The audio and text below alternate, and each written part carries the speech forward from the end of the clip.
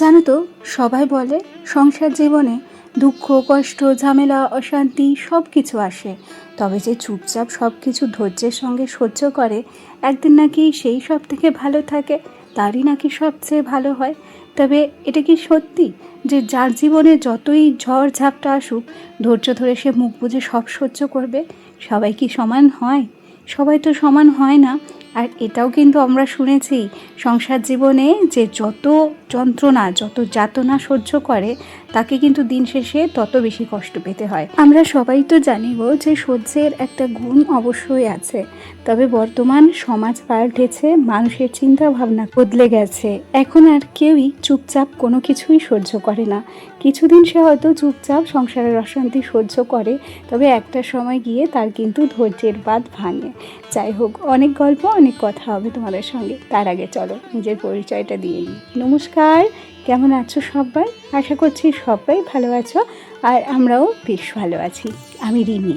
আজকে আমার আরও একটি নতুন ব্লগে তোমাদের সবাইকে অনেক অনেক স্বাগত জানাই, আর সেই সাথে আশা রাখি আজকের ব্লগটিও তোমাদের একটু হলেও ভালো লাগবে। আগের দিন একটা দিদিভাই আমাকে কমেন্ট করেছিল যে তোমার ব্লগগুলো দেখে অনেক কিছু শেখার থাকে, আর তোমার কথাগুলোও বেশ ভালো লাগে। অসংখ্য ধন্যবাদ দেবো তোমাকে এত সুন্দর একটা কমেন্ট করার জন্য। আমি যে খুব একটা আমার ব্লগের মাধ্যমে তোমাদেরকে অনেক কিছু শেখাতে পারি তা কিন্তু নয়।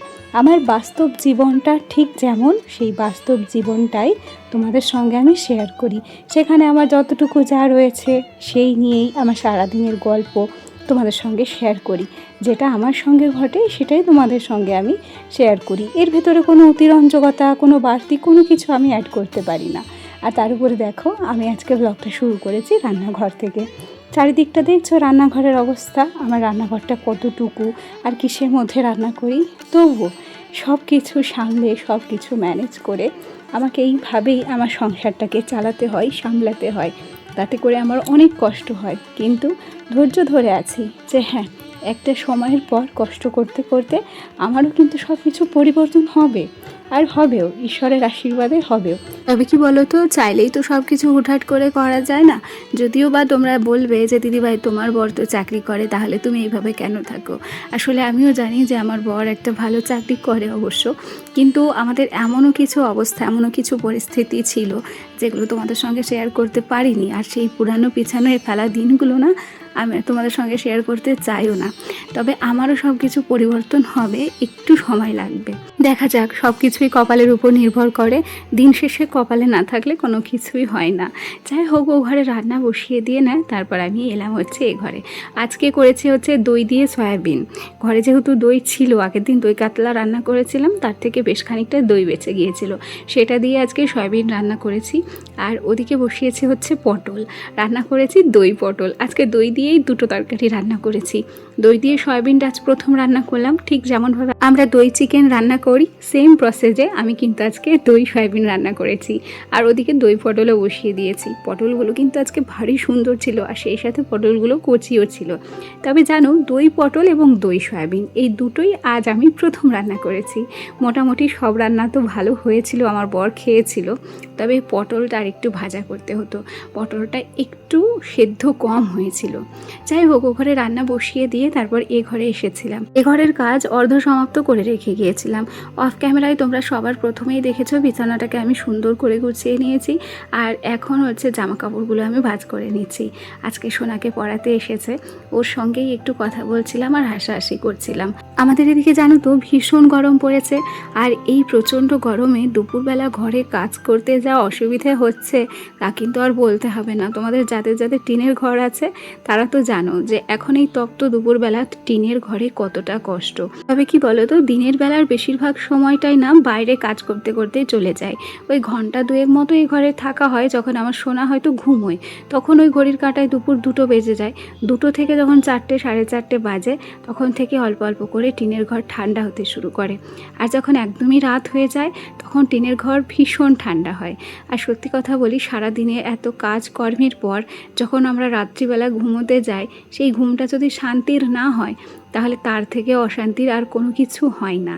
আর এই টিনের ঘর যখন রাত্রিবেলা ঠান্ডা হয়ে যায় সেখানে ঘুমিয়ে যে কি মজা লাগে। তোমরা যারা এসি ঘরে থাকো, এসি ঘরের থেকেও এরকম টিনের ঘরে থাকা আরও বেশি আরামদায়ক, আরও বেশি ভালো লাগে জানো। যাই হোক, গল্প করতে করতে আমি কিন্তু ও ঘরটা গুছিয়ে নিলাম। এর মধ্যে সোনার পড়াও হয়ে গেছে আর ভাতটাকে আমি রেডি করেছিলাম। এই সময় একটা বোকামির কাজ আমি করেছিলাম জানো তো, সেটা তোমরা একটু পরেই দেখতে পাবে। ওদেরকে দিদিমা সমস্ত থালে ভাতগুলো বেড়েছিল এবং সে ভাতগুলো সুন্দর করে টেবিলে রেডিও করে দিয়েছে। আমার বর বসে পড়েছে খেতে। তবে ইদানিংকালে ও যে কদিন বাড়িতে থাকে সে কদিন আমার ছেলেকে খাওয়ানোর দায়িত্ব আমার বরের হাতেই থাকে, আমাকে আর খাওয়াতে হয় না। এদিক থেকে আমি একটুখানি হলেও মানে স্বস্তি পাই যে না, ওর বাবা খাইয়ে দিচ্ছে।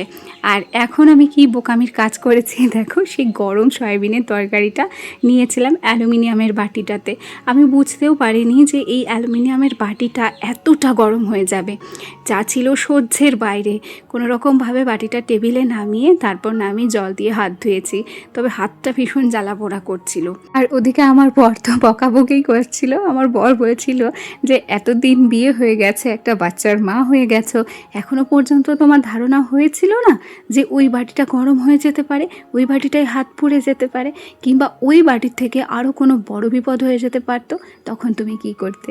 কোনো সময় দেখবে এমন পরিস্থিতির মধ্যে পড়ি আমরা, তখন আমাদের ভালো মন্দ কোনো কিছুই বোঝার মতো ক্ষমতা থাকে না, কেমন যেন সব কিছু গোলমাল হয়ে যায়। আসলে কিছু কিছু কাজ আমরা খুব তাড়াহুড়োতে করি, তো সেই সময় মাথা থেকে বুদ্ধি যেন উধাও হয়ে যায়। গল্প করতে করতে খাওয়া দাওয়া কমপ্লিট করে ঘর দৌড় গুছিয়ে তারপর আমরা এসেছিলাম নাজিরপুরে। আসলে আমার ছেলের না একটু স্কিনের প্রবলেম হয়েছে, ওকে নিয়ে ডক্টরের কাছে এসেছিলাম। আর তারপর এসেছিলাম একটা স্টেশনারি দোকানে। বিশ্বাস করো, এত দিন আমার এখানে বিয়ে হয়েছে, আমি এই রকম একটা সুন্দর স্টেশনারি দোকান আজও পর্যন্ত দেখেছিলাম না। আমার বর এখানে আমাকে নিয়ে এলো, নাজিরপুর থানার পাশে। দোকানটা এত সুন্দর সাজানো ছিল, প্রত্যেকটা জিনিস পছন্দ হচ্ছিল। এখানে আমার দরকার ছিল হচ্ছে সৌমিজের একটা ময়শ্চারাইজার, সেই সাথে ছেলের জন্য একটা খেলনা নিলাম এবং আমি নিয়েছিলাম একটা লিপ লাইনার। আর ডক্টরের কাছে যতক্ষণ ছিলাম ততক্ষণ তোমাদেরকে আমি যে কোনো ভিডিও শেয়ার করব সেটা আমার মাথাতেই ছিল না। ওদিক থেকে বাজার করে এখন আমরা বাড়ি ফিরছি। ভীষণ রোদ ছিল, নিজেকে ভীষণ ক্লান্ত মনে হচ্ছে, আর সেই সাথে মনে হচ্ছে যে কতক্ষণে বাড়ি পৌঁছাবো। আর রোদের দাপট এতটাই ছিল, ছেলের মাথা আমি ওড়না দিয়ে ঢাকা দিয়েছিলাম। খুব তাড়াহুড়ো করে সংসারের কাজকর্মগুলো করে এসেছি। আসলে যদি সংসারের কাজগুলো গুছিয়ে না আসতাম তাহলে বাড়ি গিয়ে অবশ্য খাটনিটা আমারই হতো। কিছুটা কাজ অফ ক্যামেরায় এবং কিছুটা কাজ অন ক্যামেরায় করে এসেছি। এখন আর আলাদা করে কোনো চাপ নিতে হবে না। ধীরে সুস্থে বাড়ি ফিরবো, তারপর সোনাকে স্নান করাবো এবং নিজেরাও রেস্ট নেব। চলো এখন তবে আসি, পরে আবার দেখা হবে, টাটা।